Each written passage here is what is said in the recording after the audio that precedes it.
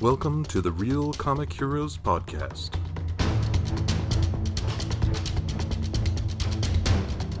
Your adventure into the world of comic book movies starts here.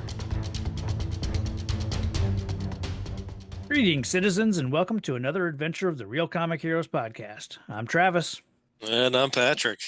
And oh boy, we have a Ooh. movie for you. Yeah, this is your fault. It's a comic book, right? So we have to watch it. Right. Yeah, sort of. Well, a graphic novel, I'll say. Right. Yes. I don't know if it's really a comic book, but yeah. Good old Monkeybone. Monkeybone. I guess based off the graphic novel called Darktown. Which what is that? I take it was downtown in this movie? Yes. Darktown? Yeah, I assume maybe.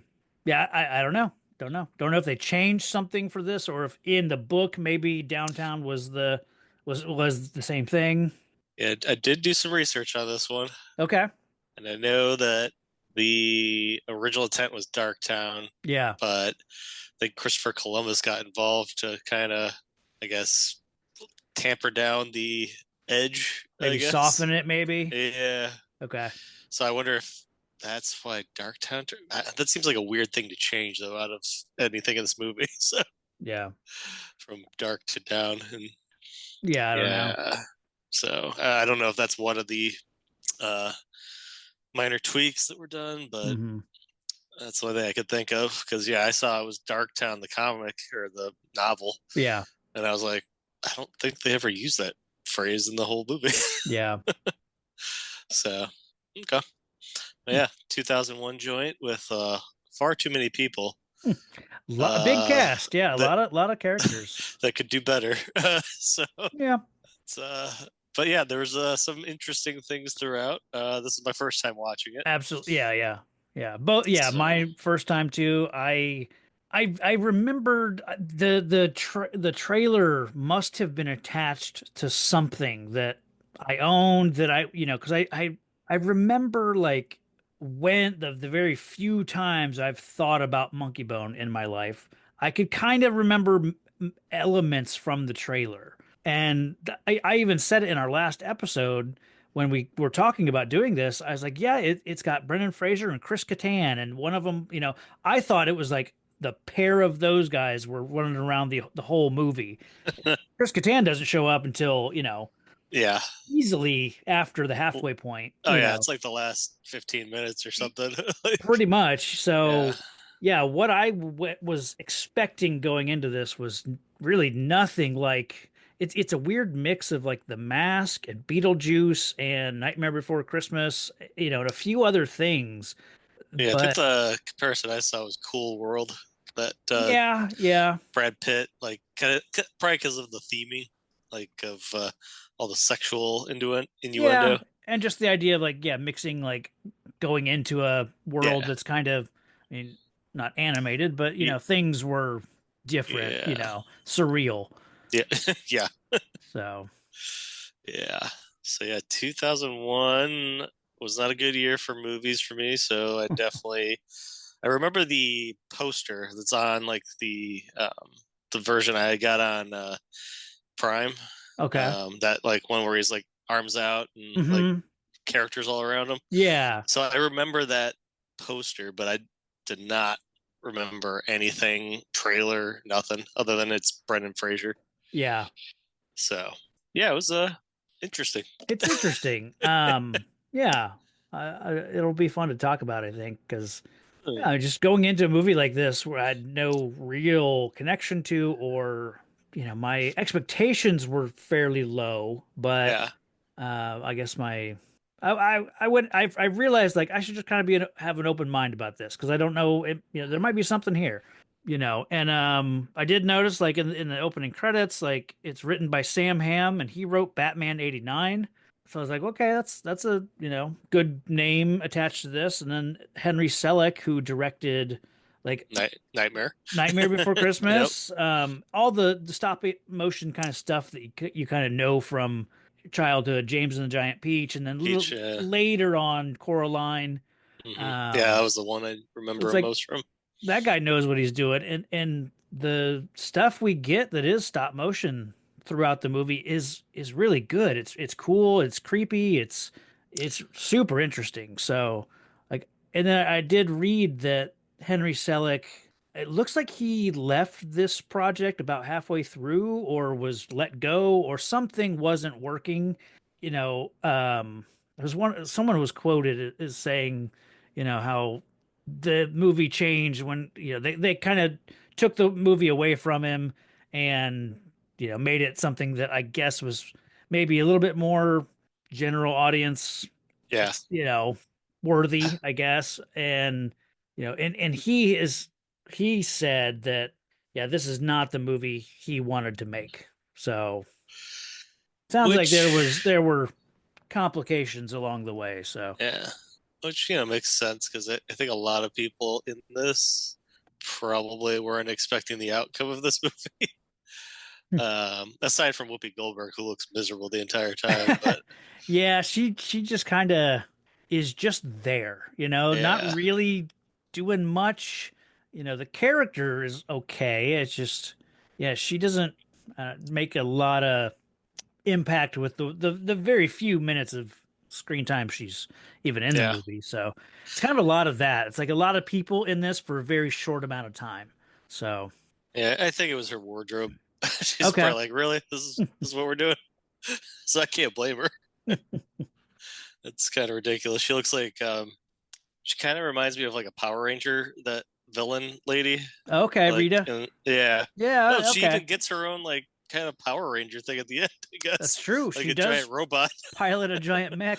Yeah. So Yeah. All right. not completely off the mark, I guess. Yeah, good call. Yeah.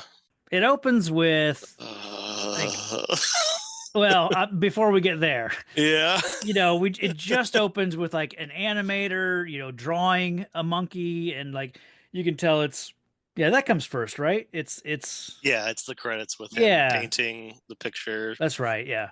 of him And and yeah, his girlfriend or whatever. and that to me felt very like it reminded me a little bit of the opening of I think Chasing Amy kind of has a similar vibe of like just a song and sort of panning through drawings of the comics, and not someone actually creating the art, but just a similar enough like, so like that part was fine. But yeah, then we get this So cartoon. before we get to the cartoon, Okay. I've got to make a confession that may Ah. damage our relationship. Uh-oh. I've never seen Chasing Amy. No kidding. Yeah. Wow. That is the Kevin Smith movie I have never seen. Interesting. I think I just didn't really like Ben Affleck at the time, so I was just Okay.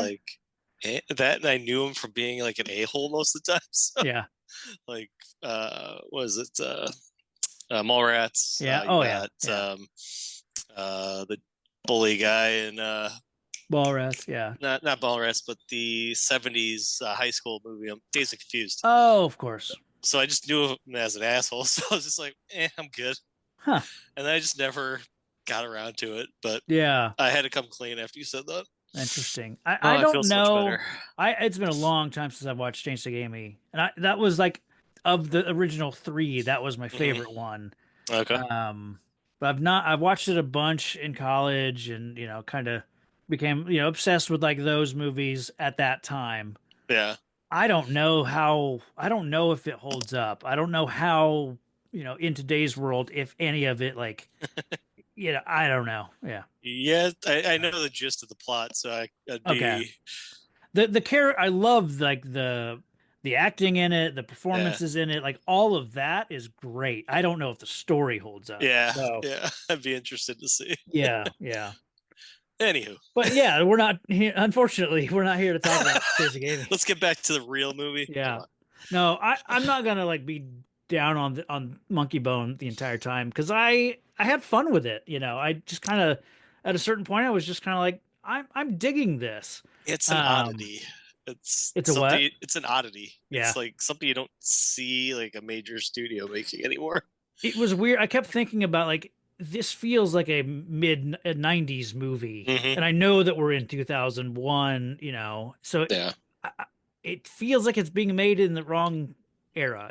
Not that the mid 90s are much different from, the early 2000s, but it still just feels like something we should have been talking about when we did The Mask. Well, it even gave me like, and maybe it's more the animation than anything. It gave me kind of late '80s, like those John Cusack movies where there's Okay. like claymation going on in the movies, like Like, Better Off Dead. okay. Oh, Um, confession time. I've never seen Better Off Dead. oh Jesus Christ! Okay, Well, wow. man, we're like getting we're cracking through some issues here Yes, on today's episode. yeah, and there's a couple others, but Better Off Dead's the one that's Okay. probably the most famous. But it's got like creepy, weird claymation in it, like Huh. where he's like hallucinating and like Okay. stuff like that. So it made me think of that too. But yeah, I could definitely see the '90s, the Yeah. cartoon we're about to witness, the first pilot episode. Definitely has some Ren and Stimpy kind of Yes. gross I wrote animation down some style. Ren and Stimpy. Yeah. Um, The idea is that the young version of the main character, I guess yeah, Stu Miley. Although I think the kid in this cartoon, I think is called Stanley. So I don't know what that's all about. Um, maybe just change the name for protection. I guess, yeah, yeah. But yeah, it's like this story about this kid in class, and he's just talking about like seeing the teacher at the blackboard, erasing stuff off the board, and seeing her arm flab, like waving, like that turned this kid on, and Hmm. I don't know what grade this is supposed to be. Yeah, it's definitely grade school, like It seemed fifth grade, young it maybe. seemed younger than when that I think was Yeah, like when usually. kids started to pop their first boners or whatever, and that's what this is. It's like the kid Yeah. gets turned on by this teacher, this old you know gross teacher's arm flab, and everyone turns to look at him because he pops a little boner and it makes like a sound, and everyone's draws everyone's attention. And then this monkey pops out of his pants. And then, so once I realized, oh, okay, Monkeybone is literally about the character's libido. Hmm. It's like, okay, I get, okay, I understand now. I understand what I'm in store for, I guess. Um, Eh, I I still mean, didn't know yet, but yeah. okay, I yeah, mean, I knew it was going to be, that kind of sense of humor, just not how it was executed, I yeah, guess. yeah, So, yeah. So, yeah, that's the origin of Monkey Bone, mm, literally a boner. yeah. Um, Not the most subtle thing. And then No, yeah, him popping out of the backpack is kind of, you got the zipper, you got the monkey yeah, bone. I was just like, okay, really? yeah, You're holding it on your crotch. Okay. Yeah. This is subtlety is not this movie's forte. Let's just right. say that. But yeah, it kind of actually, now that I'm looking at it again, at least his character reminds me of uh Big Mouth, is it called? Um, Yeah, okay. which is on a similar topic as Yeah, yeah, puberty, I guess. for sure. But yeah, we get that's the weirdest room of people that are oddly clapping along to this. Like, Yeah, you're talking about like when we pull out and yeah, we realize that this cartoon is just being shown to a room of people, as it's the pilot episode for Monkeybone the series, and then we find out like the Monkeybone IP it is being sold, and it's taking off, and then we meet the artist, Brendan Fraser's character, who's just like doesn't care, doesn't isn't interested in merchandising or selling it, but he's going along with some of it, I guess, or at least he's going along with making a cartoon. And yeah. oddly, this is a connection I didn't even think about, but again, with Chasing Amy, part of that story, not a huge part, Oh, the yeah. characters are trying to think, yeah, they're trying to make a Blunt Man and Chronic Hmm. cartoon or something like, and you got a couple of pitchmen are like, talking to the Jason Lee and Ben Affleck, and like Ben Affleck is like, I don't really want to, I'm not interested in selling, so there's a little bit of that, and Yeah. Yeah, I don't know. Like, is Dave Foley supposed to be like an old friend of his or something? that's, And yeah, that's that's something I read in the Wikipedia. Yeah, they're meant to be close friends, but then Dave Foley's greed gets the better of him throughout the movie, and Yeah. he's only interested in selling his best friend, Yeah, it's a So, weird dynamic between the yeah. two. So I noticed like Brendan Fraser at certain points in this movie, I think he is oddly cast in this movie because I think he's coming off of his Mummy yeah. bulked up, hunky Uh-huh. Brendan Fraser phase. So they have to they make him look, most of it like he spends, in the land of dreams and Yeah. kind of in a coma. So they have to make him kind of look. They should have just cast Johnny Depp. That's who they really wanted for this role, I think. Oh, that makes sense with the Burton connection Yeah, and yeah. yeah. That I could type see of that. character is really what was suited for this role, I think. Someone kind of should have been someone scrawny and pale and you know. Yeah, it is weird that he's supposed to be like this awkward cartoonist, loner, and like socially adept person, but he's got like the hottest girlfriend ever, and Yeah, like uh, he's got the jawline of like a Greek god. Like right. it's like Yeah, kind of hard to think of him that way. right. I don't know. Well, we'll get to him later, but yeah, it's interesting in this movie. Yeah. He wants to propose to his girlfriend Julie, played by Mhm. Bridget Fonda, and he just wants to get out of this party that's being thrown.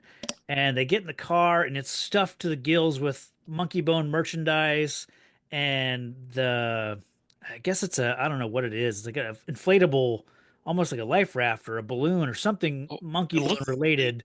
yeah, it looks like it's supposed to go on a car dealer. Like it's really big. Yeah, Like, it inflates in the car and it causes them to have a car accident. But then the way it's filmed, the they back the car into something, and then that's what causes him to mhm. go into a coma.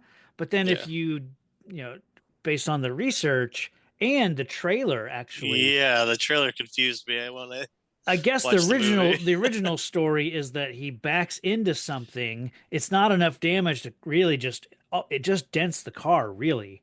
Yeah. And I guess he's meant to get out of the car. He goes to a phone booth, Hmm. and then It's on that the red pole. accident Yeah, caused like a chain reaction, yeah. and a you know, big huge pipe falls on him and knocks him out, and that's what causes him to go into a coma. But I guess that was just cut for time. I guess Um, I like the moment where he's in. I guess he's on a gurney, or he's in the hospital. I think, or maybe he's in an I think he's in the ambulance, ambulance. Yeah, he and he is. starts to lower. Hmm. He's drifting down into the realm of dreams or whatever, and it looks like as he sinks down, it starts to look like he's laying inside of a coffin, which is a really cool like brief moment. And then he keeps going lower and lower, and now we're looking like through his POV, looking out, up out into the you know above, and it's like you can still see his girlfriend and maybe a paramedic or something, Yeah. and just all that's fading away as he just continues to descend. So I liked that visual. That was really cool. And then Then we get to take the roller coaster ride to to the downtown, yeah, I downtown. loved Yeah. all this. This was great. It's all stop motion. It's very stylized. Hmm. So this worked for me. But yeah, he gets to it's very very much like crossing the river Styx kind of thing. Like you are entering the realm of, the dead almost.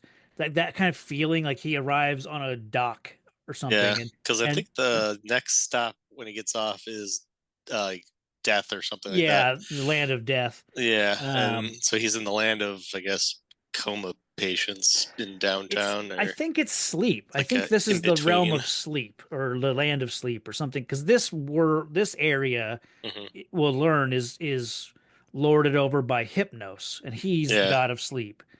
So it makes sense. And then like the bar that he goes into is the coma bar. Hmm. So this whole place is about sleep, and he gets there, and I do like when like his bags are there waiting on him, and it just says emotional baggage, and he opens it up, and there's like stuff from like it's like there's his dream book, there's stuff from his childhood, Yeah. there's his anxieties are all in these suitcases that he then takes with him. So that was a cool Yeah, idea. it's weird that those drawings became citizens of this town. Like, Yeah, I was real unclear about how this place worked because at a certain point it seems like I thought this world was all just what's in his head. Um yeah. and then Hold on. you learn that like Edgar Allan Poe is here Yeah, yeah. and Stephen Stephen King. King is here. Yeah. So it's like other people and their creations are also here. So, so like I said, I originally thought this was just his imagination, but it's Yeah. not. It's other creatures. There's a Yeti down here. Yeah. There's other things that, yeah, I don't know, but then he's treated kind of like a celebrity, or they kind of say that he's a big deal. Yeah. I think his dreams have like more potency or something, or Yeah, I guess he's because of his art, and there's a lot of stuff like this that they try to like exposition in here. He and his girlfriend met because she's a sleep study doctor, and hmm he went through the sleep study thing because he was having nightmares, and this is all this stuff that gets thrown at us very quickly. I thought, but Oh yeah. I think that happens a little later when yeah. she sees the drawing, Hmm. which is really messed up. Mm, Him as like a carrot guy yeah. getting Getting operated dissected. on. Yeah. Yeah. Um, Although I do have to ask you, which is your most nightmare inducing creature that you see? um, hmm. I had an easy pick. I liked a lot of these. I thought they were like really cool, like the way they were either puppeted or created. Like, so I didn't. None of them really creeped me out. I The liked pig that. guy did. Oof. That Okay. the pig chef, like with the giant Oh, eyeballs, like bulging. Like, okay. Yeah. I was like, I think I've seen that in one of my dreams or Nice. something. Yeah. That thing was just haunting. I like that there's like a Joe Camel kind of stand in here. hmm I really like the bartender Bull. hmm He's voiced and maybe even performed by Mike Starr, who's in Dumb and Dumber. He's like the guy that's Oh trying yeah, trying to yeah, kill, kind of trying to kill them early on. Like, yeah. They um, call him the gas man, and he's yeah, like, "How do yeah, they know?" right. Yeah, But like yeah, his character is a bull, but his face looks like it's kind of a Picasso. Like it's yeah. not symmetrical. And I swear when you first see him, I think he's like the face is even done in stop motion, but it's still moving on the hmm actor's body. So Yeah. it was really tripping me out. Like, because normally in these kinds of things, when you see stop motion, it's very like, everything else is kind of locked down. So hmm it was weird to see something on a face that was stop motion, but the body was a human actor.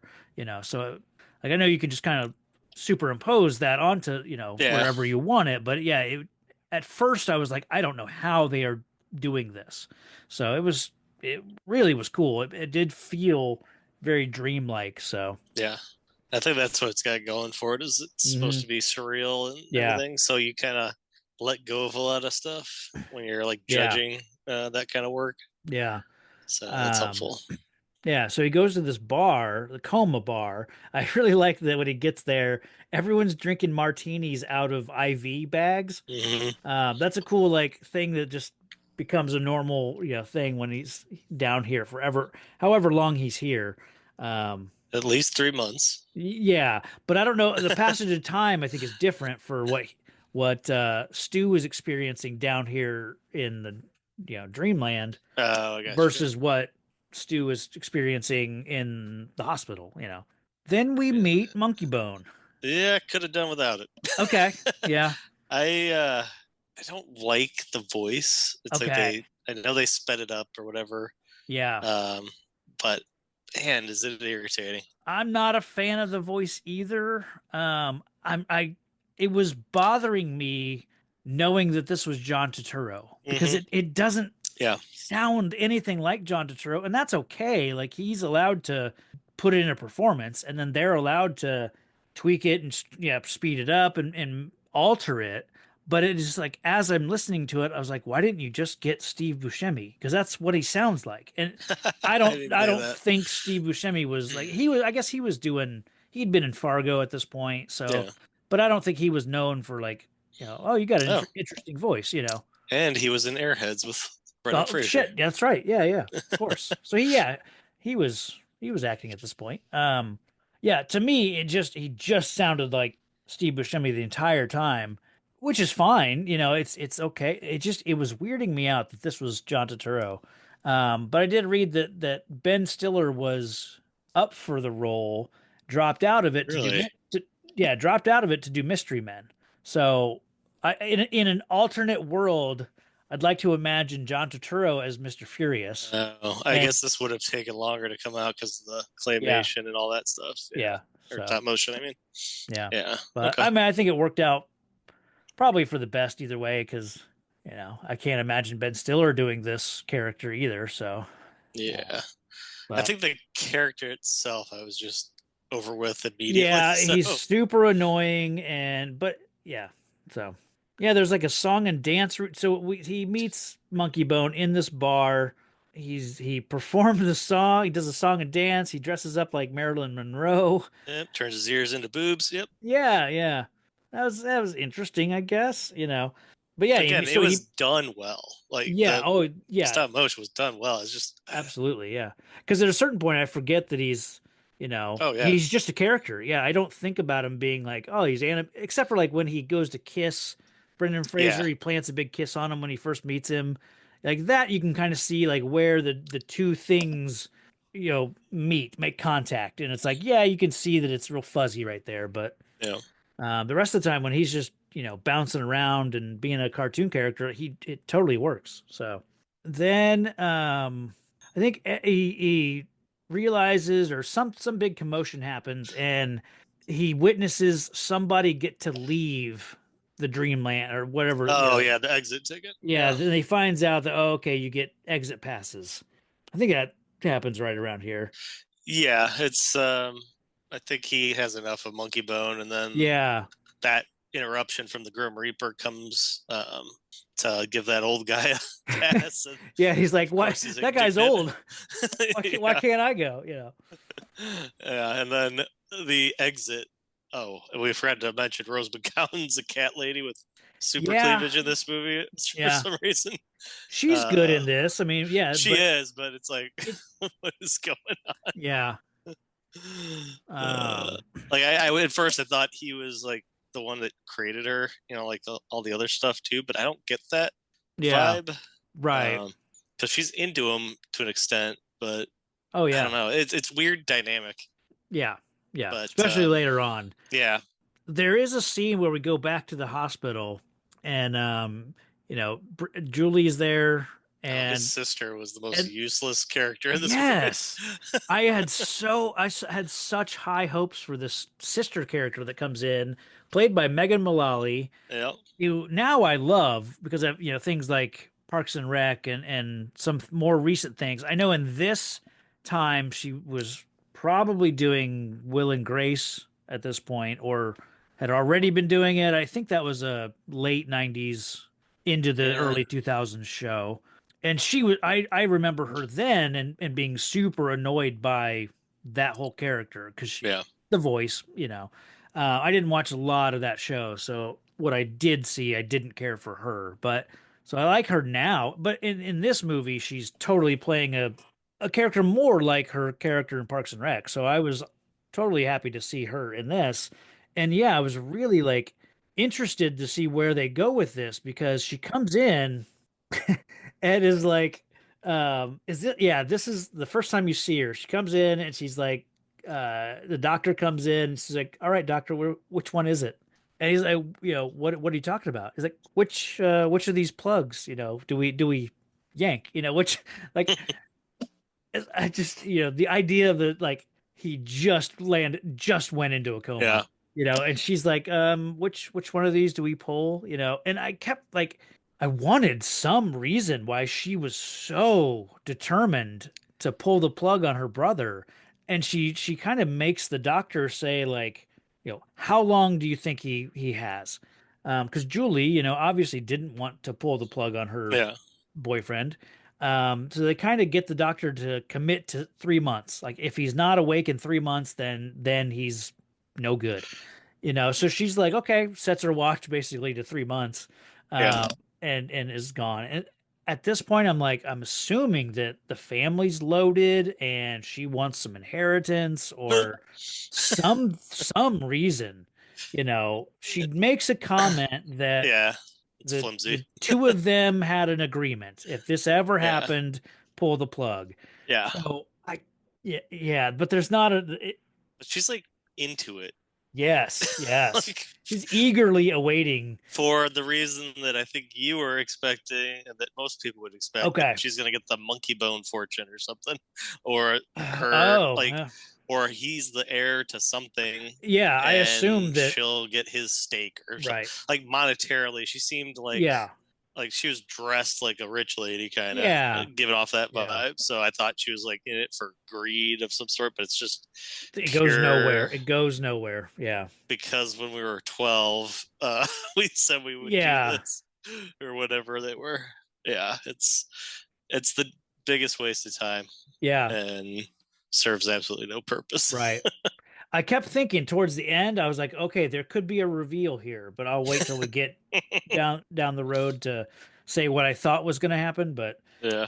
so Julie goes home, and this is where it occurred to me, like, oh, this was the same day. I didn't realize that Yeah. scene in the hospital, and then this was going to be the same day because we've already spent a tiny little bit of time in the dreamland, so I assumed like maybe a couple days have gone by, but this was still she's coming home, and then she finds the proposal that he had, Rube Goldberg, in Yeah. their place. So Holy crap, that just made me think. I know what downtown makes me think of now. okay. It makes me think of a screwed up Pee-wee's Playhouse Oh kind yeah, of vibe because you very mentioned much the so. Rube Goldberg thing, and it made me think of the movie where at the beginning of the Pee-wee's Big Adventure, it has that Rube Goldberg breakfast scene. Yeah. So that's just like triggered its way into me. Confession time again. I've never seen either of the Pee Wee movies in full. Man, we're gonna have to have a weird movie night. Yeah. Chasing Amy, Pee-wee's Big Adventure, and Better Yeah. Off Dead. Yeah. Man, we were going through it. Okay. Yeah. See, I was a big Pee-wee kid. Right. Growing I up. watched the show. Yeah. You just but had no interest in the movie, huh? my parents did not like that I watched the show because it creeped them out. I think they did not care for the world of Tim Burton and all that sort of stuff. So yeah, that's where they have that epiphany about his right dream. hand draws creepy dreams. Yeah. His left hand draws Monkeybone or created Monkeybone or Right. something. Yeah, we find out some stuff about like the sleep deprivation and basically that's what led to the creation of Monkeybone. So he was sleep deprived, and yeah, she told him like he was making this real like Dali-esque, real surrealist kind of art. Mhm. And she said, "Well, just draw with your other hand." And yeah, he became a cartoonist essentially. Which leans more into this world being his creation. Yeah. Because Yeah. like that bull, for instance, is very Right. kind of like Yeah. Dali-esque, I guess, or like you said, Picasso. But like, there's a Mhm. lot of weird lines and like I don't know. Like it doesn't feel like Edgar Allan Poe or Stephen King had any part in this world. Yeah.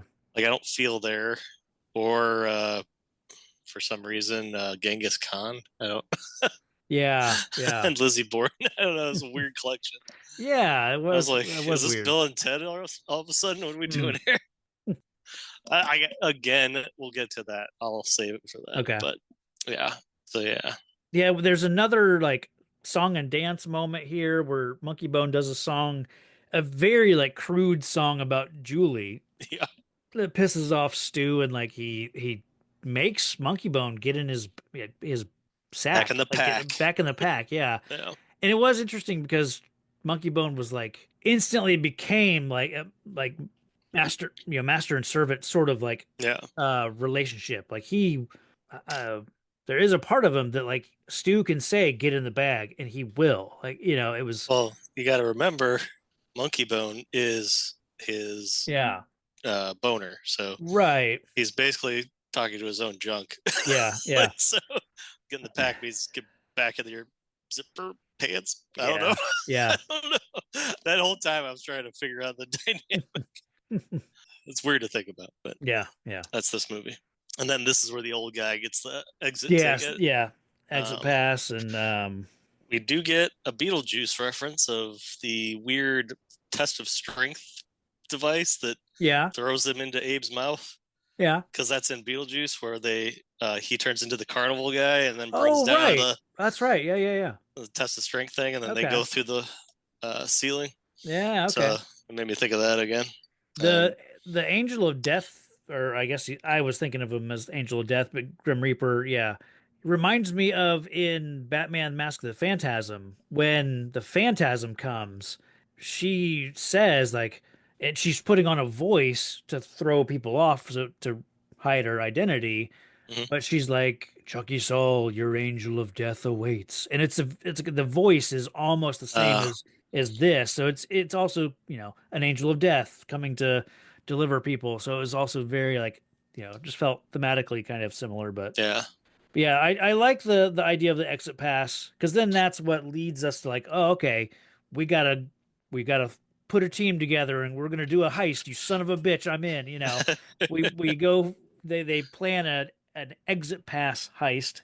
In the land of the dead. Yeah, so they got to go to the land of the dead and steal a pass. Yeah, because what And this Hypno is is her brother, his sister is Death. Is that what the dynamic yes. was? So, and that's a Greek thing. The Hmm. Hypnos is the Greek god of sleep. And let's see, in mythology, the Hypnos was the son of Nyx or Night, and the twin brother of Thanatos, Death. Often depicted as a winged youth who touched people's foreheads with a branch or poured sleep-inducing liquid from a horn. Had many sons who were bringers of dreams, including Morpheus, Isolus, and Phantasus. And then, Speaking of Morpheus, yeah, yeah. another Uh, Pee Wee alum. oh, yeah. Lawrence Fishburne as a weird cockroach beetle thing or whatever. Wait, That what? isn't that Lawrence Fishburne that I don't he think it sits on? was. I don't think it was. Oh, I swear I thought that was him. The Wikipedia page has a huge list of people, like characters and who they were playing. I'm sure if I went through this, we'd see who was playing that cockroach. I don't think it was. Man, it looked a lot like him, and I just assumed it was because of It wasn't. It the wasn't a. connection he had. It wasn't a scorpion, was it? Because it says Wayne Doba as the scorpion, an inhabitant of downtown with namesake legs and tails surrounding his face. I thought it looked like a cockroach. Yeah, it looks like a beetle, like pincers, and Yeah. I don't know. Maybe it wasn't him. I probably just thought it was because of his connection with Burton and Yeah, whatnot. yeah. It's like a second, so and he is a And he's in buggy the cockroach. he's in the trailer too. Like he Yeah. gets that same moment he gets in the trailer. So, oh, this is about where I realized once we started to meet other characters, it's like, oh, we're not just in his imagination. Because it would kind of make sense, like if you were in a coma and you were only living inside your brain, it would be all of your all your Yeah. dreams and all your Yeah. imagination. But then this is like it's the realm of sleep or the realm of the dead. It's like Yeah. so you're connected to everyone else who's Hmm. in a coma, as well. So let's see. Now that you say that, now I'm like, how the heck is Lauren or what's his face? Attila the Hun's still alive. There's no way he's still in a coma. um yeah. And like why is Stephen King down here? Unless Well, Stephen King was in a coma or yeah, that's right. Cujo They took his explained. body. That's right. Yeah, Yeah, Cujo is apparently running around as Stephen King. I guess. because I think King got into a car accident, which could be the Okay. timing. Because they do mention how long, like 20 something years or something like Okay. that. So I wonder if that's Um, an inside reference. I'd have to check, but okay, so it could be that so Attila the Hun came down here and someone took his body, and maybe when someone takes your body or and immortal. dies, Okay. Oh, I he's gotcha. he's still Yeah, down there. that's true. He's like Maybe. disconnected. Yeah, weird. I did just see, so I'm I'm putting too still, much thought in. yeah, I'm still on the Wikipedia. It says Mm. Michael Anthony Jackson as the Bugman, Wow, an okay. inhabitant of downtown with the head of a male human, the body of an insect. So, Okay. It looked um, just like him. Okay. yeah, I was probably just looking for like connections with sure. That would, yeah. Burton and stuff. So I wish that when we're kind of skipping, but since we mentioned Attila Hunt and Stephen yeah, King, why not have a cameo from Tim Burton? Like, wouldn't that be the perfect person to be down yeah, here? that's true. Because the Yeah. idea is like those were all people who inspired nightmares. Stephen King creates nightmares. Edgar Allan Poe created nightmares. Jack the Ripper, Lizzie Borden, Attila the Hun, like they Huh. make bad dreams, and They so should have had Jim Henson in here. Ever seen the Dark Crystal? Oof. yeah, yeah. Oh, there's something I loved here. I guess it was when the old guy gets his exit pass and he's rocketing off you know into his Abe Lincoln mouth. Yep. yeah he goes Abe Lincoln's mouth. Stu does this thing where he starts kind of stutter and he goes what but I the and Monkeybone is next to him and he parrots him. Yeah. So when Stu goes, what? Monkeybone goes, what? It literally, he repeats everything, and I don't think he's mocking him. I think Yeah. he's also like, well, I want to get out of here too. Yeah. So it was, Oh. it was really just a cool little moment. I don't know. It was weird, but I liked it. They get an invitation to Hypnos's pajama party, and this is kind of another one of these things where it's like he doesn't seem surprised by it, which makes me think, okay, he's been here a long time. He understands who Hypnos is. Yeah. He knows what a pajama party is. He doesn't know every single thing to expect, but it's like you've been down here longer. It's like the audience and Stu should be like on the same page, finding out things at the same time. And this Hmm. feels like he's just ahead of us a little bit. I don't know. I noticed that, and it could be because things were cut out of this. Because when Yeah. he meets Hypnos, he says something about like he already knows that Hypnos and Death are brother and sister. And Oh, I okay. guess like he could just be a guy who just knows Greek gods and would know that, I guess. But That's it's true. like Yeah.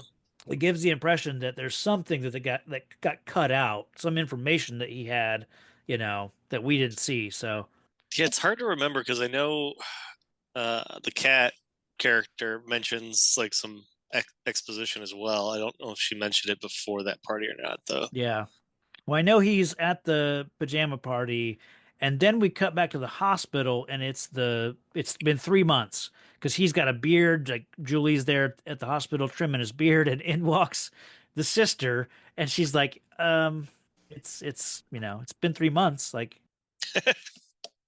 and does she bring a bunch of people with her, and like the She's like smoking a cigarette out in the yeah, outside, she was right? outside the room and Yeah. comes in through the window. Yeah. It's just weird. I know when they actually do pull the plug, there's a bunch of people there. I did. Did you ever see the movie What Dreams Come? Robin Williams? Ron Williams, Yeah. yeah. It's kind of a vibe, same Yeah, I kind of can see that. vibes here because like he's running around the afterlife trying to I forget exactly how it plays out, but it's like in that it's like he's all this afterlife is all inspired by paintings that he's, familiar with and Oh, he's trying okay. to get back to his wife.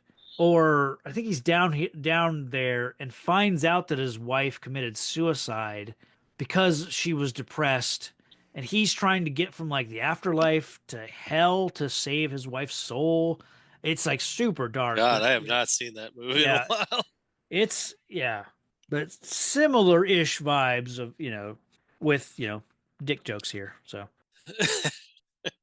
I did like the pajama party. You know, he goes and we meet Hypnos, played by Giancarlo Esposito.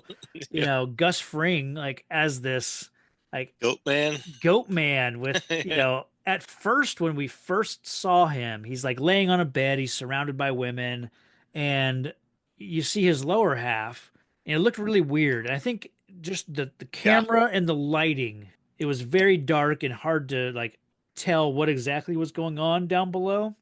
And then they changed the camera, like we basically go to the other side of the bed, and the lighting and the camera angle change completely, and then there's more light on his lower half, and I can see, oh, he's got legs. That's what is weird about this. Before I thought he was some kind of nightmare thing where like his lower half had been ripped off and there were like entrails and organs and stuff hanging down, but it's really just his creepy little goat legs.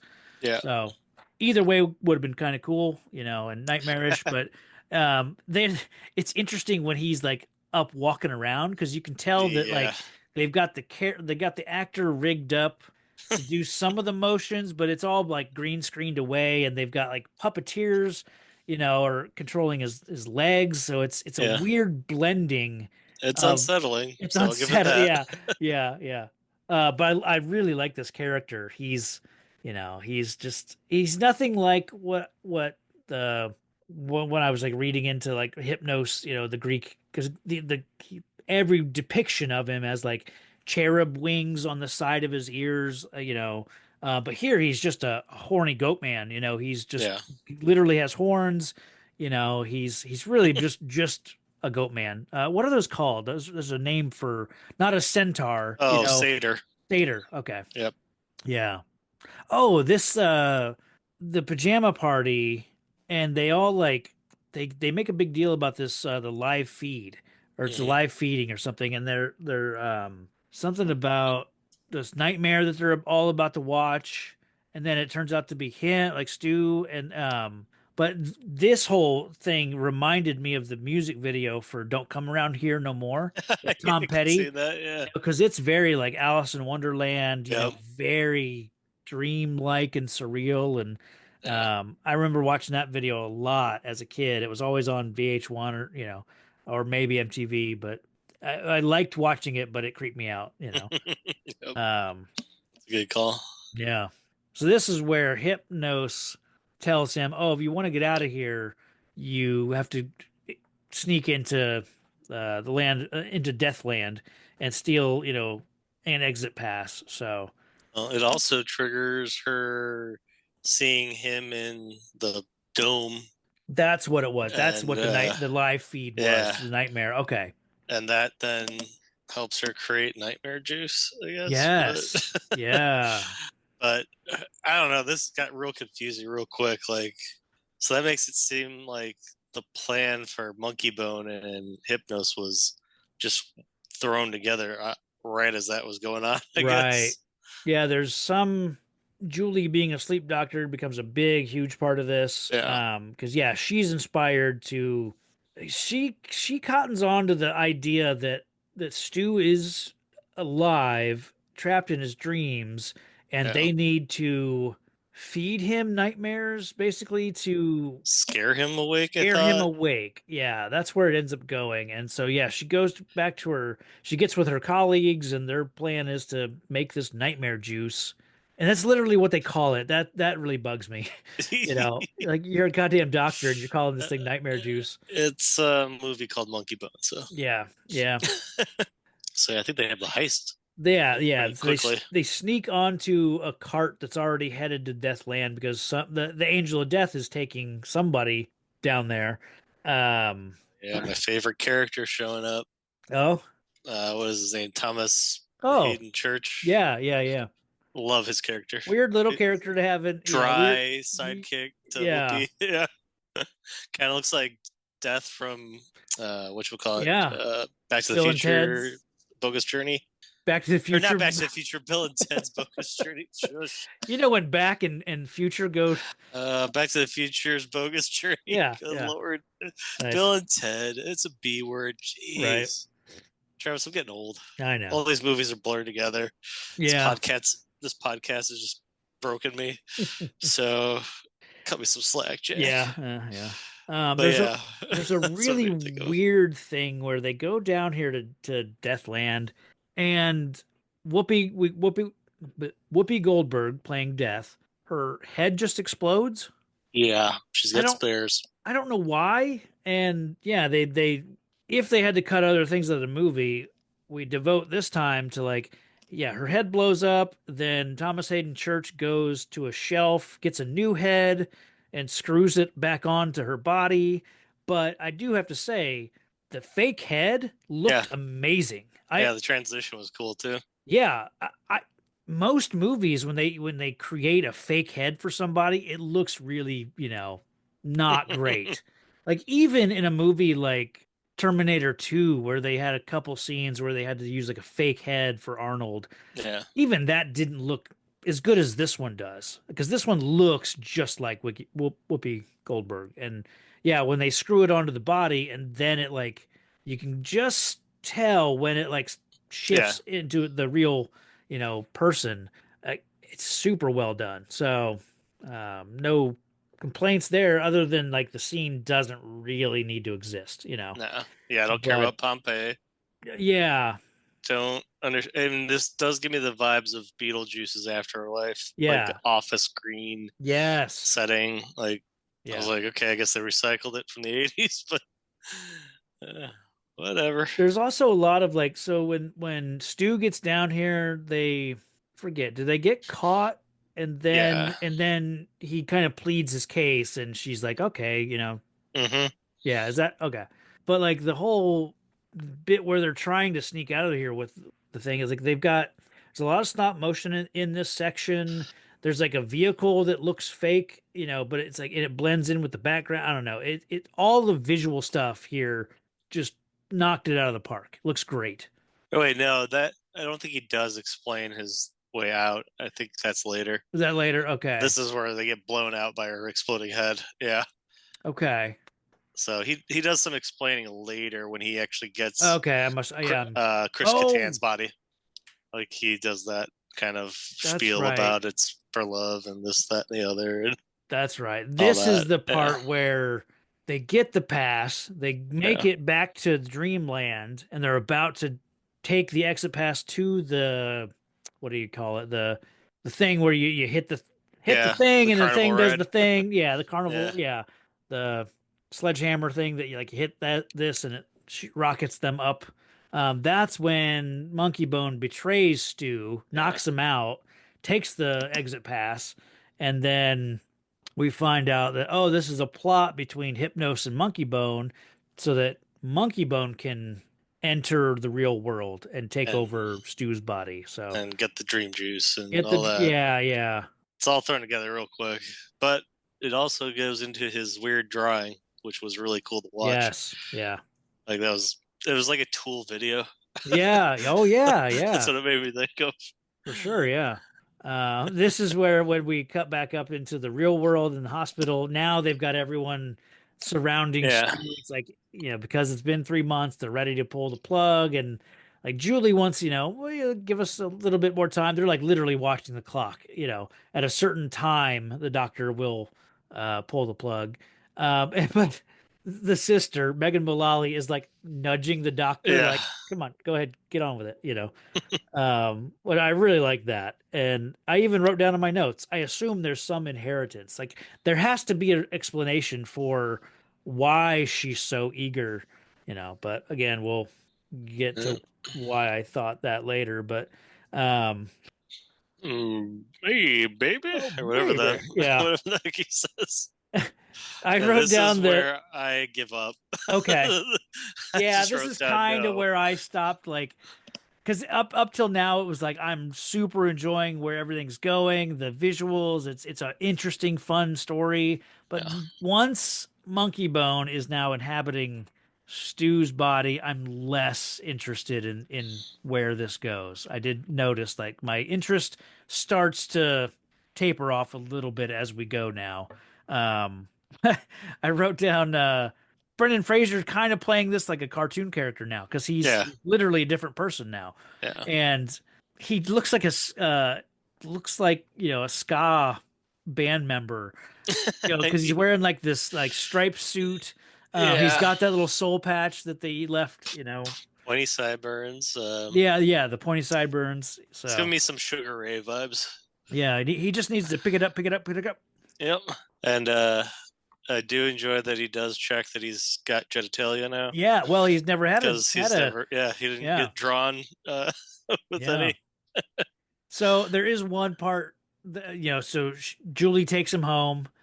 This one part I really laughed. It really got me. He's, they're kind of flirty, I believe, and we see a naked, silhouette in a shower, very sexy, like, Yeah.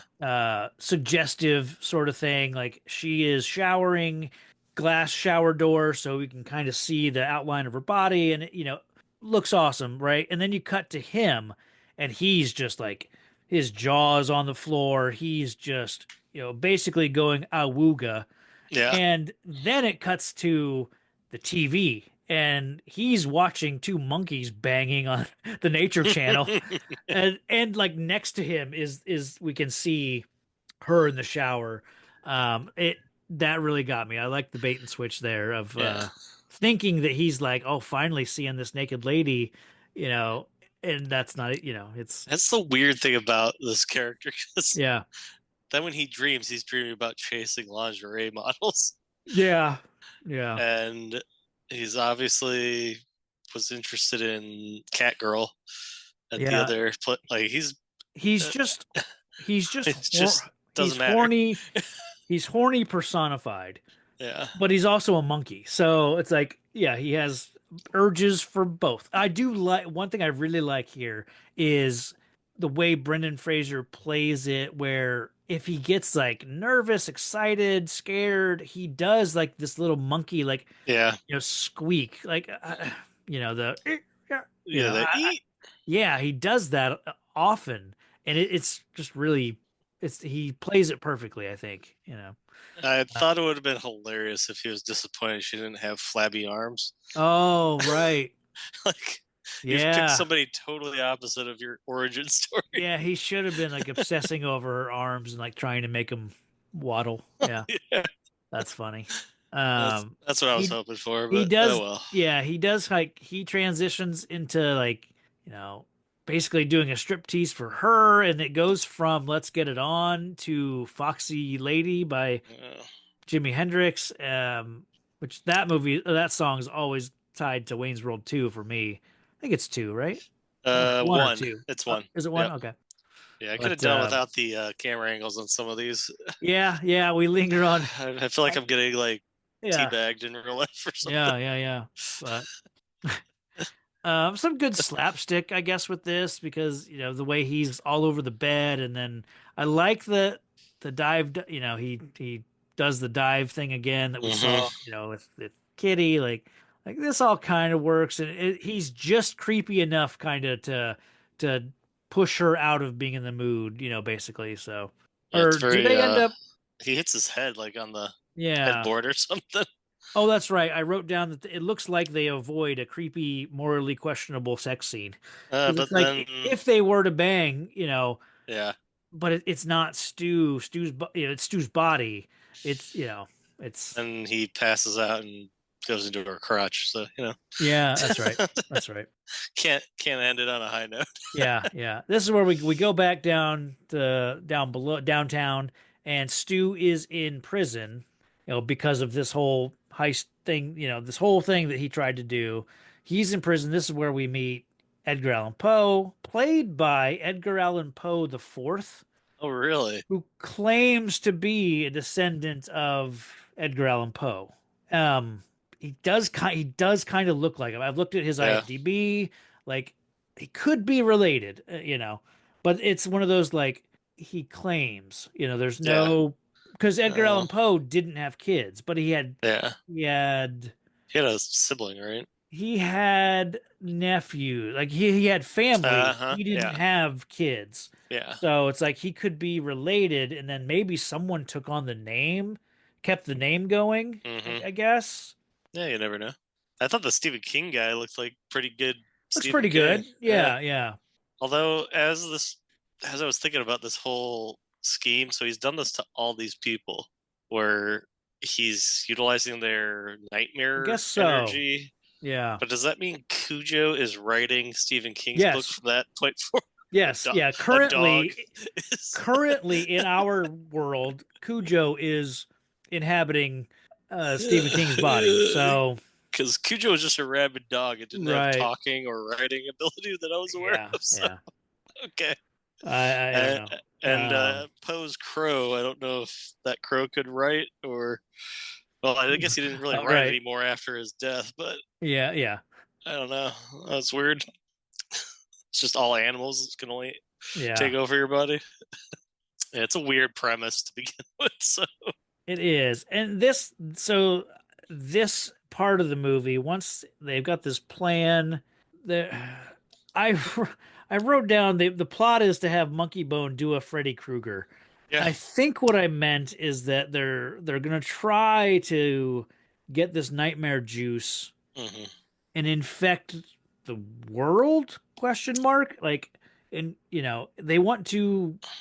it increases Hypno's power in the Yeah. underworld or something. I don't know. Yeah, there were a lot of like moments here that I thought felt.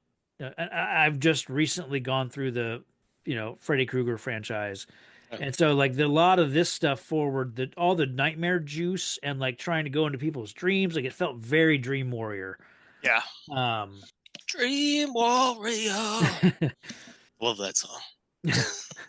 That was the movie that let me watch Freddy movies okay, I because like it Dream made me Warrior. think that I could have my own persona. So Oh, if I did have any nightmares with Freddy, I yeah, could become a Dream Warrior.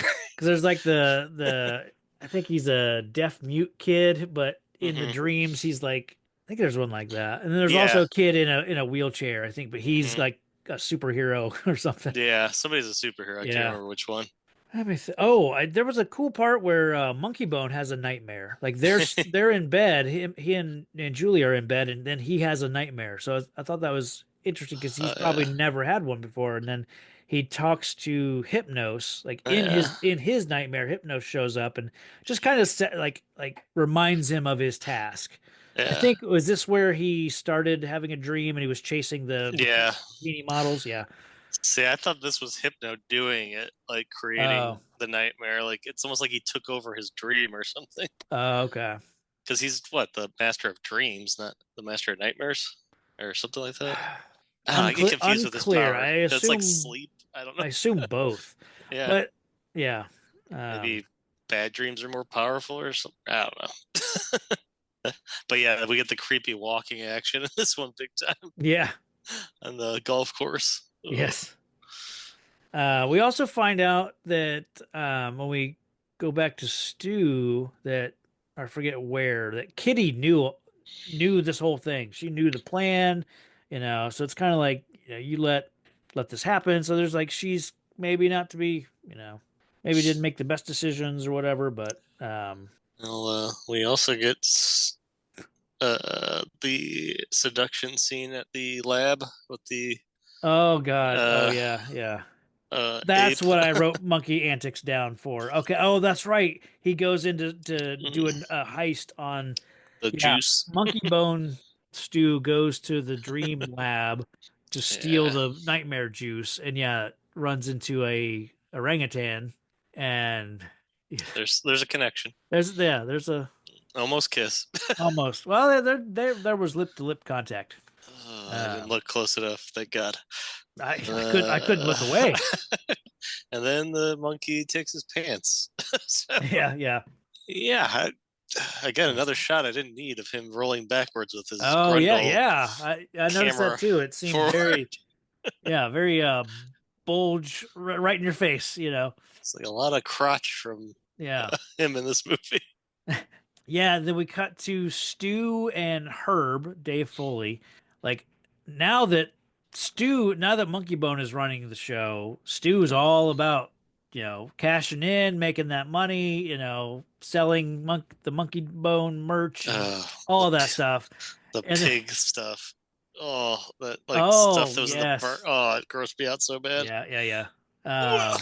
But Oh, I like this scene where they they're presented with the burger. Yeah, Yeah. some burger franchise is offering them like here's the Monkeybone burger or whatever, and they can barely swallow it down because yeah, apparently it's got pig guts in it.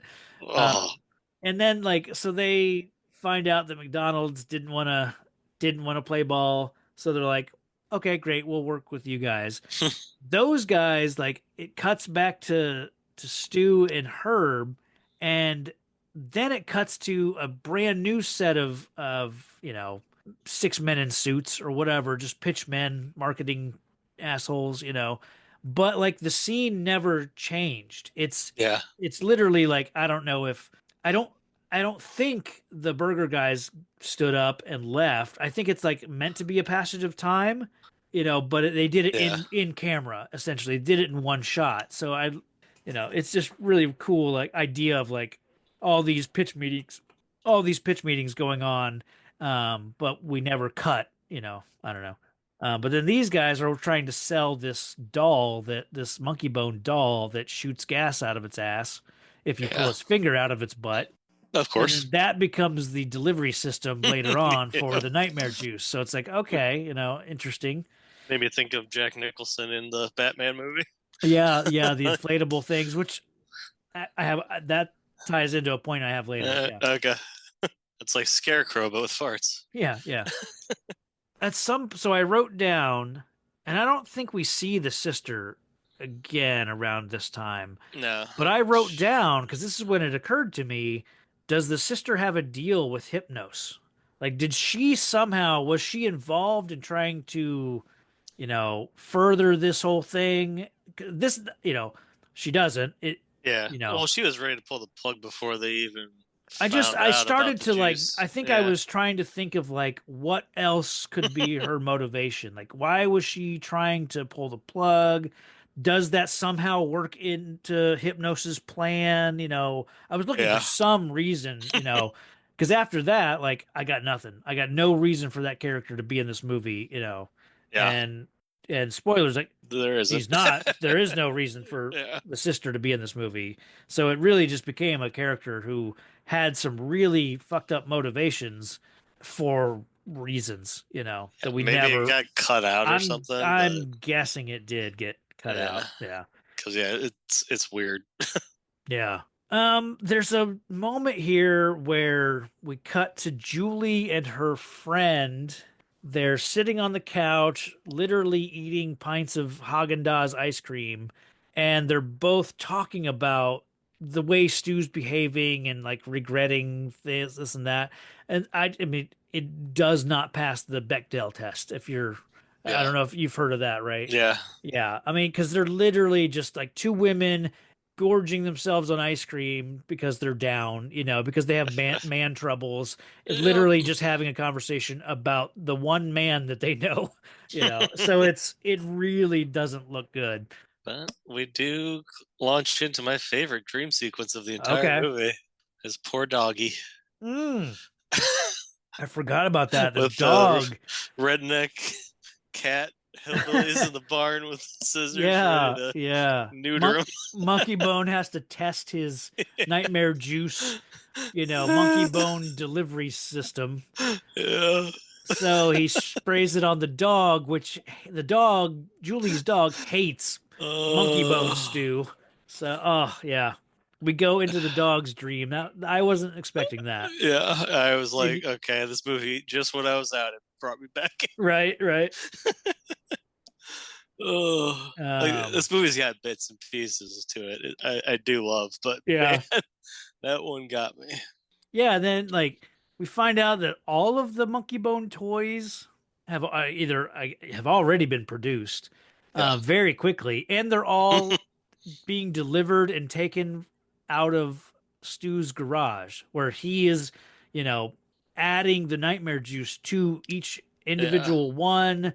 So that's just weird. It's like all your merchandise is coming in and out of your garage, like Okay. Yeah. And then we go back down to Dreamland, and we get a scene where Miss Kitty shows up at the jail, Man. and it's like, why is she so in love with Stu? Yeah. I thought she was a creation of his at first, but right. I don't think she is. Yeah, and this is even where I wrote down that I feel like we got like there's 70% more movie that they filmed, but for reasons got left on the cutting room floor or whatever. But like I feel like there's more to that character than we're ever gonna get, and maybe some motivation for why she's so in love with Stu, but I don't know. But I do like the fact where like she gets him the key to get himself Mhm. out of jail, and she's Oof. like, "I'll go deal with the guard." And the guard is a A rat, rat. little Yeah. rat man. Yeah. And then when Stu goes out the front of the jail, she is gone full on wildcat mode, and like literally her fangs are dripping with blood. Yeah. It was cool. That threw me. I was like, okay, did we just get into like Bram Stoker? What's going on? Like Yeah, that was intense. Like if I was yeah. a kid, that would scare the crap out of me. She kind of like briefly there for a second, her eyes change, and she's Yeah. got the fangs. She looks like in Thriller, like when he does Oh yeah. Yeah. kind of has the full, not werewolf, but But it's like she keeps eating him. Like yeah, even yeah. after like Well, it's you don't let a good meal Rat Man go to go to waste. waste. Yeah, Oh yeah, that I was not ready for that tone change. I was like, whoa, yeah, okay. yeah. There's like blood all over her mouth and like yeah. But yeah, well, we've got a pinata now that is Right. in the shape of his cartoon head, so that's awesome. Yeah. And so Stu goes back in front of Death, I believe. And Yeah, this is where he pleads his case. And I do like when that. he's getting stretched. Yes, yes. At some point, they ask him like why he's doing this or something, or and he must say that he loves Julie, he loves her. Yeah, And Thomas Hayden Church gets a great line where he goes, "Oh, you love her? Well, that changes everything." Like just deadpan, like mocking him, yeah, like yeah, I don't care who you love, you're not, you know. But it does work with Death, so yeah. you know she sends him back. I do like that little paper doll guy that comes out like that he has. Thomas Hayden Church. I missed that. It, Or it, I probably saw it. I've just it I cracked me up. forgot He's what like, it "Oh, I was. ended up my girlfriend." Oh, uh, I don't know. That dude's got my funny bone. I don't know why. It yeah, just cracks me up. But yeah, he gets katana'd up. yeah. So Chris Kattan shows up, and Stu enters his body basically, and because he's in the hospital, and the They're taking his organs. surgery Yep. team, yeah, the organ donating team, like they're harvesting, right? Yeah. They've already taken stuff out. Gotta get that Lamborghini or whatever it was. I Yeah. don't know.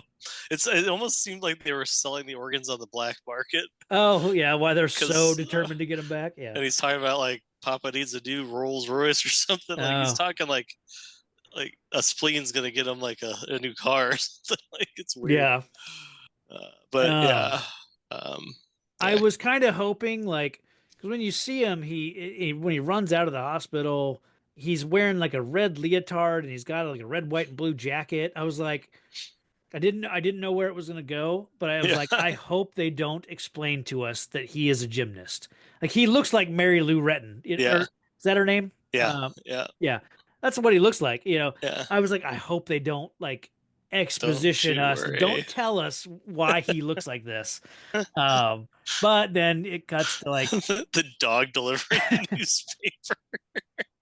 yeah, and then like some people on the bus later, like they Yeah. open it Oh up yeah, and that's right. it Yeah. shows like gymnast breaks neck at world at trials or something. Yeah. It's And like, no offense, but he looks old to be a gymnast. yes, oh yeah, yeah, yeah. But you know what? He did an awesome job in this part. He is fantastic in this. And part. I would never thought like Brendan Fraser out annoyed me more than Chris Kattan, who usually kind of gets on my nerves in Sure, large doses. Like he's perfect for SNL yeah. skits, but long form, like Corky Romano and Yeah, yeah. whatnot. I think I just assumed that he got this part because of like playing the Mango character in Mhm. on SNL. Like, Well, that's more like Monkeybone. right. Yeah, That's why I thought he yeah, was that makes Monkeybone the sense. entire movie. Yeah. that makes sense. Like I thought Monkeybone came from the dream world or something and inhabited, this guy. And I thought Stu's job the rest of the movie was gonna be like get him back and get him where he's supposed to be or something Yeah, like that. that would have That's been what I better. thought the plot of this movie was going into it. So Yeah, yeah. The physical comedy is off the yeah. charts. Like And the then duct tape. yes, Like, yes. Taping himself back up and then yeah, you've got the organ donating team who's just on madly his. chasing after Chris Kattan because they were like, those are our organs, Even like the guy is running around for all intents and purposes, like he's alive, and you're still trying to harvest these organs, It's like, Yeah. but it's I like it. It's what do we Hey, got? I mean, it's basically just a chase scene all the way to Pretty the much. There's fundraiser. there's a weird yeah. He goes back to his Stu in Chris Kattan's body goes back to his apartment, Tapes up interacts with his the head. dog. Yep. Yeah, tapes himself The up. neck thing was killing me the whole Yeah, time. Like yeah, they couldn't yeah, get it to. yeah. The physical comedy there is fantastic. I noticed like when he's letting himself in, it cuts to the neighbor. Uh-huh. It's like, is that Harry Knowles from Ain't It Cool News? And which are you aware of Harry? No. Okay, so there was this movie website around this time, Uh-huh. huge. Like I had it bookmarked, you know, Ooh. around this time. It was the one place you go for like if you want spoilers, if you want the latest updates on any geek, movies, Uh, anything. It was like the one place you go, and they would get scoops. They would be like the first place that would find out about like what's coming, who's getting cast, is this and that, and oh, this is when I was in school, so like I didn't okay, have a computer okay. and It started like smartphones weren't it there kind yet. of So started for me. It okay. started around this point, and then Yeah. it took off, and Okay, probably that's why I went don't know. till the mid to late 2000s, Okay, yeah. and then more recently, like you find out, oh, Harry Knowles was a scumbag. So Yeah, well, I'm glad I missed out then. yeah, yeah. Yeah, But it's he's like in some weird. He has other like cameos in a few. I don't know. It's just I saw him. I was like, that's got to be Harry Knowles. I don't know. hmm, Just odd. And then yeah, looking up like yeah, he was there. He was on set, did a cameo. I don't know. So yeah, so they go to this fundraiser, which I don't even remember what the fundraiser's for. It's it's part like a of the museum or something. I don't know. yeah, it's part of Monkeybone's plan to get all these people to this fundraiser, fill the pinata with Monkeybone toys, Yeah, and then people are gonna just trip bash over them, and themselves to get it. yeah, which Has the cartoon even come out yet? Like, I don't think so, but it's treating it like there's so much like, hype for this thing. And they present us with a much easier solution, but they don't use it. I'll get there, but in the middle, like when Stu is introduced at this fundraiser, he goes into a rendition of "She's a Brick House," yeah. because he's thanking Julie, but then he also decides like Oh, and don't forget, Dave Foley is naked. oh yes, He has a dream about his clothes trying to kill him. yeah, he doses Yeah. himself with the nightmare juice, See, he stole one of the and then monkeys or something. I just don't know. becomes, just creates a, ass of himself running around naked. I, yeah, I don't know where that was. That was interesting that he dosed himself, but it was like a waking nightmare because when we saw it He with was the hallucinating. Yeah. dog fell asleep Yeah. and went into the dream world. That's Here, true. he Yeah. stays awake and is in a living, like he's hallucinating. Well, he So was the first human test subject, I yeah, guess. Yeah. yeah. So Stu goes into singing Brick House about Julie. It's kind of also going to be his proposal, and then I, Chris Kattan shows up, at the right time because and this is where like he does a full on gymnastics routine, which Hmm. I'm glad they do it because I said I was hoping that they didn't explain that he's a gymnast. He just looks like one, But Yeah. I'm glad that they committed to it and that he does this essentially gymnastics routine so that he can get into the fundraiser, which is like heavily guarded for some reason. So that pays off. this is where Stu and Monkeybone their confrontation. Mhm. It's Does gross me out that she kisses him, and okay. like I'm Yeah, like it's a yeah. corpse. Like I I don't know. noticed that too. He should have gone in for the kiss, and she should have been like, "Oh no, you're still a corpse," Yeah, and like say like you're a corpse, remember, or something like she loves him, but is not going to kiss him. uh, But yeah. I did see a funny review that said Chris Kattan does a better job of playing Brendan Fraser than Brendan Fraser, oh wow, which I was that's like, funny. yeah, I could see Yeah, that. yeah, yeah, that's funny. There's a beat here where Stu and Monkeybone they start this chase fight sort of Yeah, the thing, and balloon. they wind up on the roof, I guess, in a Monkeybone inflatable hot air, not a hot air balloon, but it's a balloon. Some inflatable, Yeah, it's and so got they some helium of some sort to keep them floating. I don't. so here's the thing. Have the balloon filled with this nightmare juice, and that was going to be the delivery system. Not Don't do a pinata, don't do the toys, just do this balloon that's full of this toxic gas. And maybe the plan would have been like float through the city and disperse this gas, like make it a threat, because really at this point that whole thing has been neutralized. I you know Well, now they all stole them. Like all the people when the oh pinata broke. We just or never get any recap of what happened. right, I guess that's right. Like they just take them when the Yeah. pinata breaks.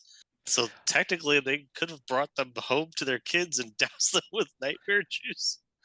What they should have done is have Julie and her team create like an antidote, a good dream juice or gas, and then put that inside their inflatable, and then have that like disperse over the crowd and like cure people or something. Like Yeah. No, if they you're just gonna, leave it. it's a hanging, yeah, you're right. It's a hanging thread that, doesn't go And anywhere. like, I don't know if it's supposed to. It doesn't keep you asleep because the dog wakes up. Right. It just gives you bad dreams once, and then Yeah. I don't you're know. good. I don't It doesn't really matter because they don't focus on it anymore. know. So Yeah, because then it would have been Batman with the yes, gas and the the scarecrow. balloons. Yeah, exactly. Yeah, I like the fighting in the while these two guys are like attached to this balloon that's floating, all over the place. Like it's some of it's done really well.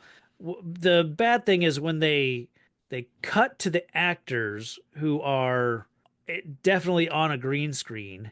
Oh yeah, Like, why not just take these actors outside and shoot blue sky behind them while they do their close-ups? Like, yeah, then you don't have to superimpose them, at all. Just, yeah. you know, I know it's not like you got major landmarks to deal with or yeah, there's anything. just blue skies behind Yeah, them that, I was thoroughly enjoying his organs flying out oh, that's right. and the team coming like to pick it off the grill and Yes, like the yes, the football. football, yeah, yeah. It's That like, was give me fun. that, young man. That was good. He's like the one that was on the grill. Oh, we can still save it. We can still save it. Oh, and then the cops show up. They have to get them down from this Oh God. balloon that's flying away. So cop shoots the balloon in the ass. So now we Of have the course. visual of the monkey's ass, releasing all this, air. And then again, make that what expels all this good, gas out of it, and wakes people up or whatever. But Yeah. I don't know. But so they fall, Like and at then least a couple thousand feet. yeah, and At it like least. yeah, and it sends Monkeybone and Stu back down to, But uh in real life, they hit the downtown. ground. Right. Okay.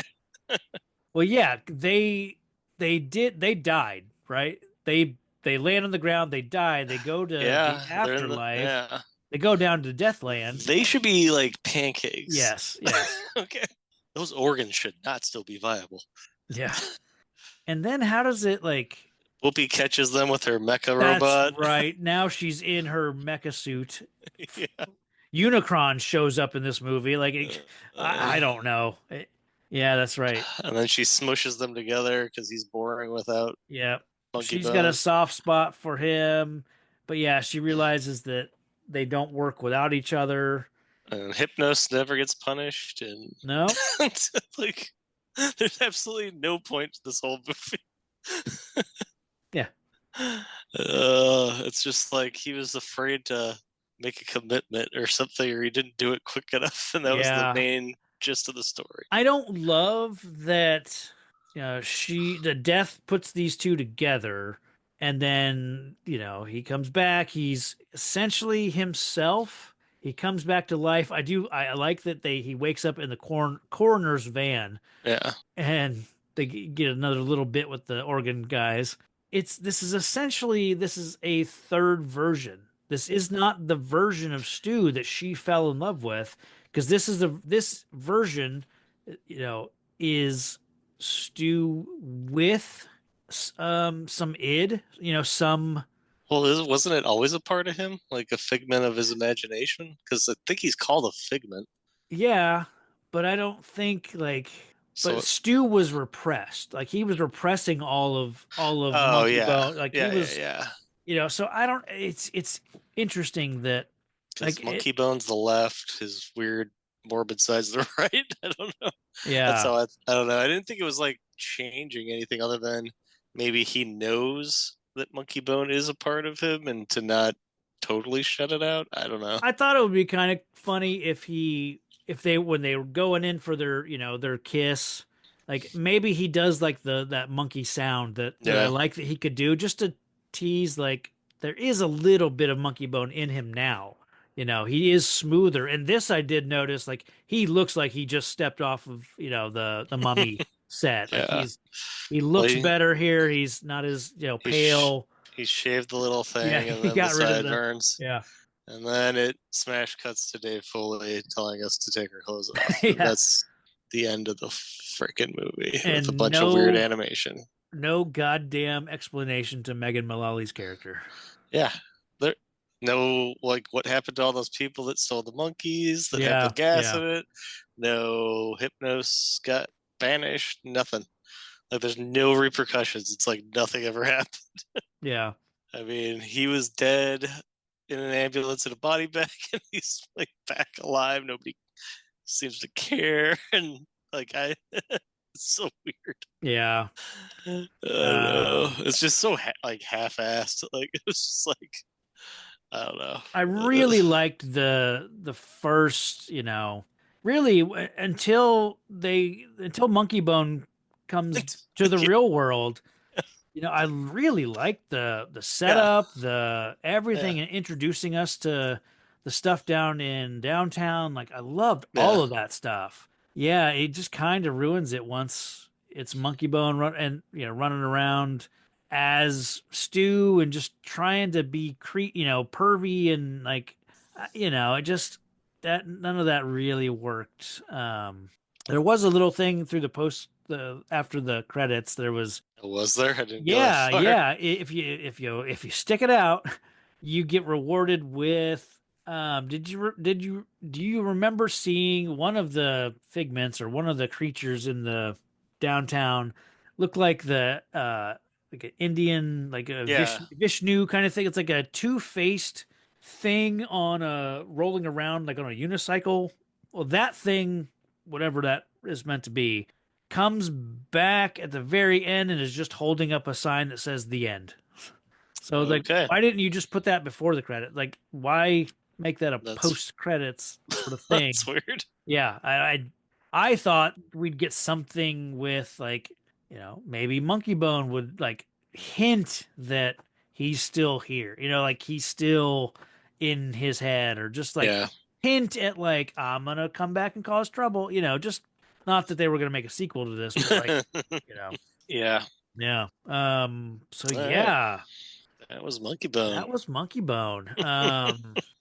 A weird ass movie. It's a wacky movie, I don't have a good one for most heroic. I believe there's a hero in all of us. I just finally know what I have to do. That keeps us honest. I'm here to fight for truth and justice in the American way. Gives us strength. You will give the people of Earth an ideal to strive towards. Makes us noble. And I know in my heart that it's right? I'd say just like as far as heroic scene, it's just the gymnastics into the fundraising. Okay. No, you're Like, right. That that's is, I like that heroic the action best. Yeah. piece. Yeah. No, yeah, good call. Villainous, I mean, pick your poison, but This planet, these people, they are nothing to me. You were made to be ruled. The universe's power. You unstoppable power. Come to me, son of Jor-El. Kneel before Zod. And I am that force. I am that power. In the end, you will always kneel. Kneel before your master. Yeah, I went with when Monkeybone sprays the dog with the nightmare juice, yeah. and we go into the Yeah. dog's nightmare. That felt, wrong. I'd give props to Cat Lady because holy hell, that scared Yeah. the crap out of me. Like, Oh, it wasn't just I'm gonna just take the guard out. I'm gonna eat Yeah. the guard. yeah, Like I'm yeah. I'm gonna bite his throat and gonna yeah, go feral, and I Yeah. was just like, oh wow, that's dark. yeah, I don't know if it was villainous per se, but man, was it it was dark. Aside from just Monkeybone's existence in the body of his creator or whatever, that's pretty villainous, I guess. No, I didn't. It's weird because like I couldn't tell you like what was the purpose of this movie. sure. Like it just had I- zero. I felt like they were going somewhere, like with Yeah. the build up to the lead up, and like but there was a lot of dead ends. yeah, and Like, maybe it's I don't know. I don't know what where this movie should have gone. It should have had some consequence to the nightmares. Like I never really felt like I understood why Yeah, the nightmares were so necessary, other than It's- Hypnos got like. it's almost like a couple. I mean, probably the next year, maybe the same year. When did Monsters Inc. come out? Oh yeah, that's true. Because Yeah. they learned that nightmares They give thought them nightmares gave power. more energy. Yeah. Then they learned that laughter gives us more energy, or Yeah. it's like, so it's almost like you could have That's gone true. with like Hypnos is defeated by learning that nightmares aren't the best form of I don't know, and I don't know. Yeah, I think you mentioned earlier, like, what does Hypnos want all these nightmares for? Does he say it gives him more Don't re- power? I don't remember. But It may just give him. It may. I assume it would give him more power. because Like, they make a big deal about he's like the competing with live his sister. feed and know. like getting like bringing everyone around to Yeah. watch a nightmare happen.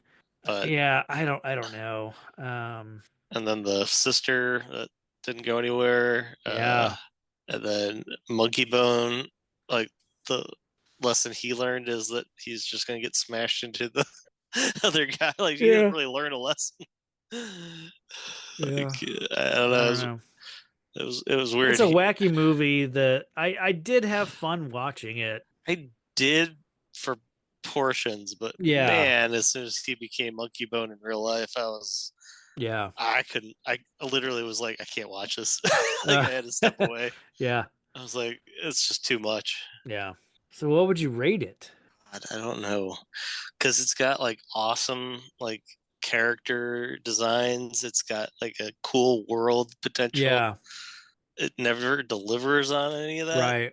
It's just the story is just nonsensical. I mean, what you just gotta learn to accept all parts of you, I guess, is the moral of the story or something. Yeah. But even that doesn't come across. It's me reading into it, I guess. yeah. Yeah. Yeah. I mean, it was really well done in parts, hmm and it made me laugh at parts, but it also made me want to turn the movie off like 18 times while he Yeah. was Monkeybone in Brendan Fraser's body. So yeah, I gotta give it like a 2. Okay. I just can't ever see myself watching this ever again. Right. Right. But I can appreciate the work that went into this. Yeah. I was at a 2, and I kind of went back and forth with like 2, 2.5. Like, what, I think I really enjoyed that first half enough, and everything that went into it, the craftsmanship with creating that world, You know, Yeah. I'm at a 2.5. Okay. But yeah, the second half really just steadily declined. Yeah. You know, Yeah, Catan brought it up a little bit. I Yeah, enjoyed his yeah. pieces. It was very for sure. like I don't know, like Peter Sellers like kind Yeah, of yeah. goofiness. But not too crazy. It's just golly, did I hate Monkeybone in that body? Yeah, I didn't even like Monkeybone in his own body. you That's know? true too. Yeah, I yeah. even said it. His voice annoyed me as sped up Totoro, and yeah, Monkeybone just ruined Monkeybone. Who would have thought? Yeah, yeah. It's very like it's kind of like The Mask, like you know, because you're not meant to like the character of The Mask is like he's an asshole, you know. Yeah, So kind of same thing here, but yeah, that's Monkeybone. still 2.25. Yeah, yeah, Man, made it through it. They said it couldn't yeah. be done. That's right. Yeah, You tried to take It it off almost- the list. yeah. It almost didn't. It was on the bubble. I had it marked. We've in... watched Captain America, Yeah. the TV movie, and you were going to take this off. How dare you, sir?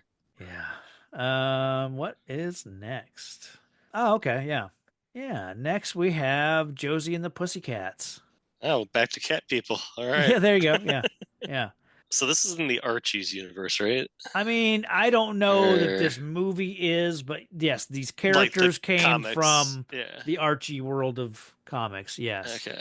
And it's just like it's not like superheroes. They're just a band. They're just a band. But Okay. I think it's like the Spice Girls movie where like they have to save the world somehow from evil marketing people or something. I might be mixing up Okay. Spice World with Josie and the Could be. Pussycats.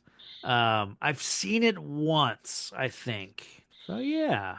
Okay. Kind of looking forward to it. I know it's got Rosario Dawson in it, and Rachel A. Cook is, I like her. Yeah. I remember And- it. I've never seen it though. And it's got Tara Reid, Oh, that's right. Yeah. And here's where I lose it because it's either got Alan Cumming as the villain, but he might be in Spice World as the same. So I don't know which movie's which. So Man. Travis, if you want to watch Spice World, I just kind of say do. so. I kind of want to watch Spice World. So man, Ginger Spice, man. Oh, Yeah, Ginger that was Spice mine too. Okay. Hey, I hear you. Oh, not surprising. Your wife's a ginger. That's true. Yeah. So Josie and the Pussycats. Yeah. Should be fun to do something just like totally Oh, unlike most of our stuff. So yeah, it's gonna be very much. I'm gonna guess it's gonna feel like a WB show, like teen Probably. oriented and popular music at the time and stuff like that. But yeah. um, But I'm or betting they might it's- have their own music if it's because I know it was a cartoon as well. So Yeah. okay, well, Yeah. So we'll see. But I think that'll do it for now. Everything, timing wise, my other show, Minute of Thieves, is now releasing. It's now out there. So you can start listening to Minute of Thieves if you're interested in hearing Robin Hood, Prince of Thieves being broken down 1 minute at a time. So you can go check that out. So yeah. You got anything else? No, I think All right. I think that is enough. Yeah. We've I will get back in the pack. yes, Patrick, back in the pack. But until then, stay safe out there, citizens. For every band, there is a moment when they know they have made it. For one band, this is not that moment. Thank you. Thank you, guys. You're a great crowd. Okay, girls, we need the lane now. And your shoes. They were three small-town girls with big-time dreams Who's a rock star? I am. who wanted to share their music with the world. We can't sit around here waiting for it to happen. We are musicians. We should be out there playing music. We do play. Nobody believed in them, You suck. but they believed in themselves. We're special. Yeah, special ed. Now, in a world of tough competition, And that is so sad. is giving the Pussycats the chance of a lifetime. We'd love for you to sign with Mega Records. How am I gonna pull this off? I'm a girl from Riverdale. I'm not a rock star. You gotta believe in yourself. Things are finally going their way. But between the mania... Is that Josie? They're gonna be huge! The managers... We decide everything. What's hot and what's not. Welcome to your party. Who else thinks that Fiona's a freak? And the media... We're gonna be on TRL? This may be the toughest gig they've ever played. Have you noticed that everything has sort of become all about Josie? Josie. Josie. Josie. Josie!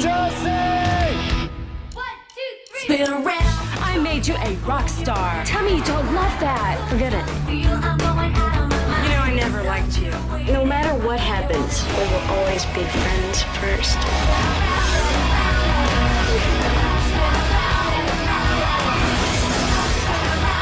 Are you gonna kill me with the guitar? You messed with the wrong pussycat.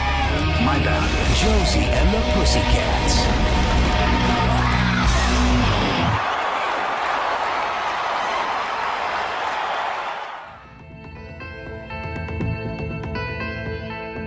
Thanks for listening to the podcast.